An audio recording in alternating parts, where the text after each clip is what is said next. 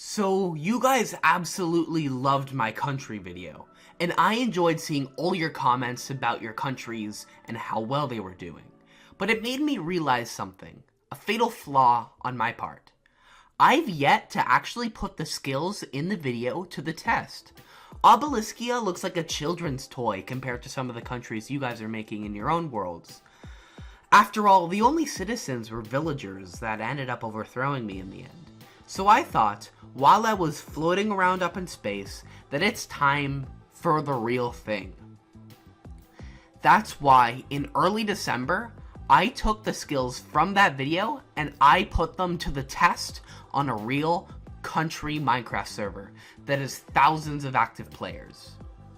This is the story of how I overthrew a monarch, built an empire, got a radio interview on the server's radio show, crazy I know, how I threatened the world for world domination, almost started a world war, and the story of a duel that would change the history of the server forever.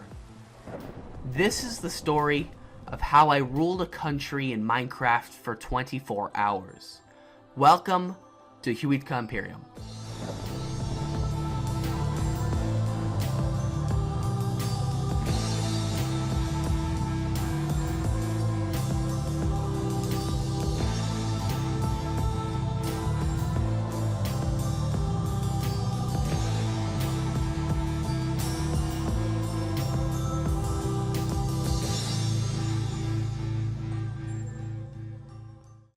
Also, before we start, if you're interested in joining the server and creating your own country or joining a pre-existing country, the server IP is at the bottom of the screen and in the description of this video. Also, if you aren't subscribed yet and you like what you see, why not consider hitting that subscribe button? It's free and you get to see tons more high quality videos just like this. Alright, let's get on to part 1, the coup. The date is Friday, December 11th, 2020. At this point, I had been a part of the Aztec-based nation of the Huitka Federation in Western Rathnir for about 2 weeks at this point. The ride so far had been pretty pleasant too. I was welcomed into the nation and its capital with open arms in late November. I was given a free apartment and a shield with the country's flag, and all was well until it came time for constitutional amendments. The country's leader, Tlatoani Infinick, was interested in changing this up. He wanted to turn the country into more of a democracy, a constitutional monarchy like Canada to be more specific, rather than a full-on monarchy that it had been since its founding in mid to late October. Everyone please stand for the almighty Tlatoani Infinick.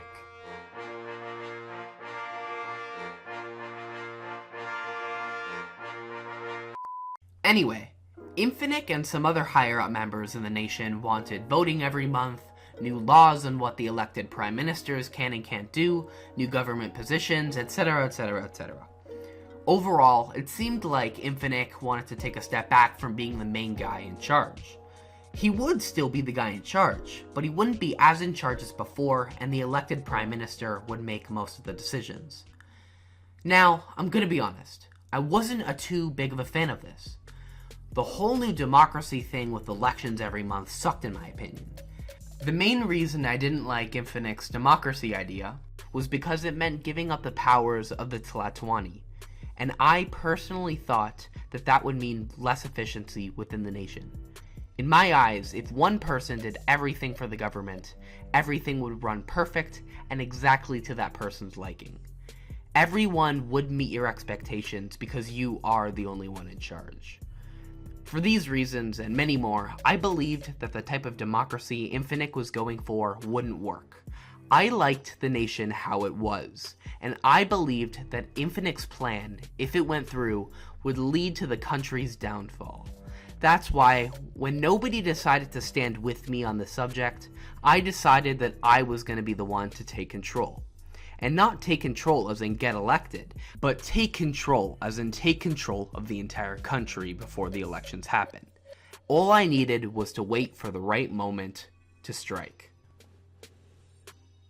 Finally, after waiting for what seemed like forever, the moment finally came. Infinick had just taken a short vacation, and I saw my opportunity. As Infinick was away, he couldn't do anything to stop me. All he could do was sit there and watch as I took complete control of the country. In just a few short hours, I seized complete control of the capital city of Tlahatl by kicking Federation forces off of the island of Chikaloa. And at 4:00 p.m. I made my announcement. After my announcement was set in stone, I watched as people from across the world of Rathnir scrambled to figure out what happened to the Huitka. Oh, we got our first message, it seems. Bruh. What an underwhelming reaction for a big event. It's so funny, it's so funny watching people's reactions. As you can all see, after I posted the announcement, I was quite enjoying myself reading everyone's messages. One question that kept on coming up was, how did this happen so quickly? And the answer to that is that I'm just built different, that's how. Oh, okay, back to being serious. Anyway, after my announcement, I noticed I was contacted by someone from the Apollo radio team, which is the server's radio show, and they were interested in the coup, and they wanted to interview me on the radio show. And of course, I said yes. I didn't realize at the time, however, that the Tlatoani in exile, Infinick, was going to be on the show too, but we'll get back to that pretty shortly. It was while I was editing my Imperium Wikipedia page that I noticed a sudden lack of activity on the Imperium Discord server, and I quickly went to investigate. I soon figured out that the Prime Minister of the Huitka Federation, Space Being, had been organizing an anti-Imperium group on another Discord server. I quickly joined it, and their intentions shocked me, to say the least. It seemed like Huitka, that were against my rule, as well as allies from other nations, were planning for a full-scale invasion of the capital city of Tlahatl as soon as possible. However, since I had just infiltrated their operations, they quickly abandoned the Discord server minutes after I showed up. But there was a problem with that Space Being didn't realize until after. According to VAWR law, any nation outside of the VAWR is not allowed to intervene in a VAWR nation's affair, or else the VAWR will be forced to attack that outside force. The information Space Being was telling everyone was confidential. From Space Being and the VAWR's perspective, no matter what measures they put through, it looked like the world would fall into an all-out war over this coup. With a supposed raid of Tlahatl on the horizon, I waited very patiently for my Apollo radio interview to start at 6:00 p.m. EST. Finally, the interview started, and I heard Infinick's voice for the first time since the coup had begun. Okay, so I accidentally deleted the beginning part of the interview that had all the introductions of everybody. All you need to know is that this guy on screen is Herb Dashwell, the host of Apollo Radio. The person in the background that you'll hear sometimes is Doreen, the mysterious cleaning lady who's not that important to the story, but I thought I'd just mention anyway.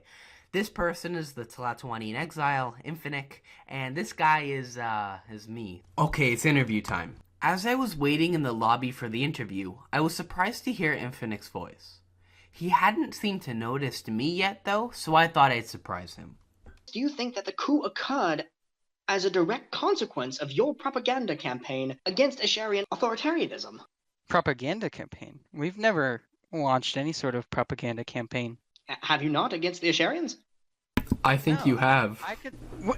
Who are you? I'm RedFireRex. I'm the eternal Tlatoani. Get out of here. No, you are not. You're fake. I'm not fake. You're fake. They so terribly like the fight. I'm the leader, No, okay? I'm the leader, Infinick. No, we all know I'm the rightful leader, okay? With the... You have the real regime. Says you call yourself an empire.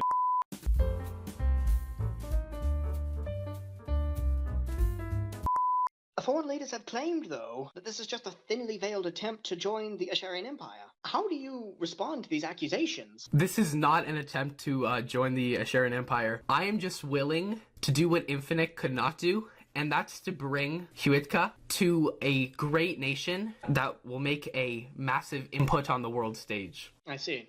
Infinick, what are your views on the current leader Rex's new policies involving foreign affairs, and how are they different to yours? I have to say, they're absolutely horrible and shameful. The Huika people have been corrupted by him.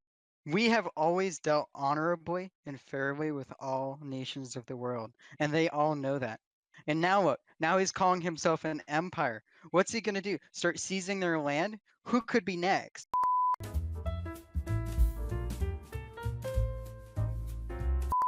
Did you ever have any acquisitions of land, or what political opinions did you have on others?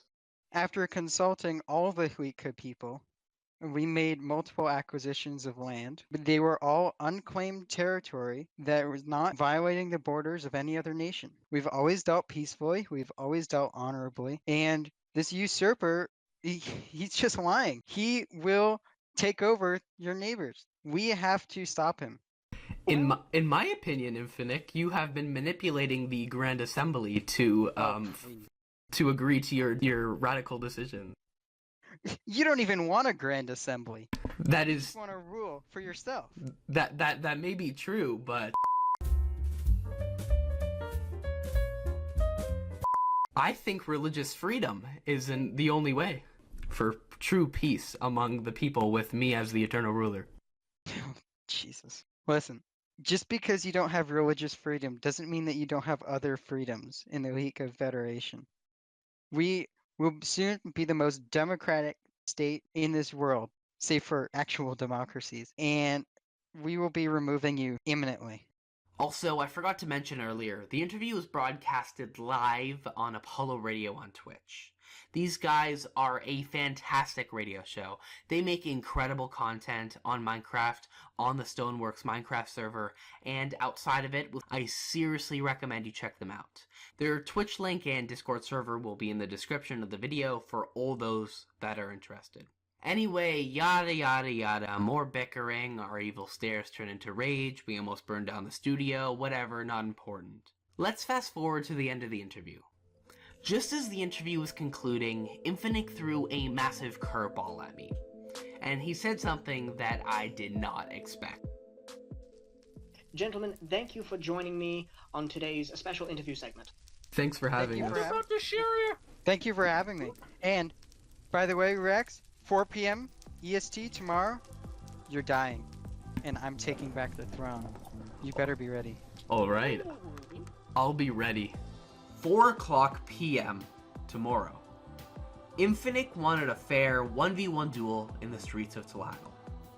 Nobody knew this at the time, but depending on who won the duel, the history of the Huitka Federation and the history of Rathnir would change forever.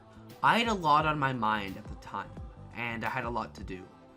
But with VAWR mercenaries looking for me, the thing that was at the top of my list was to make it out of the capital alive.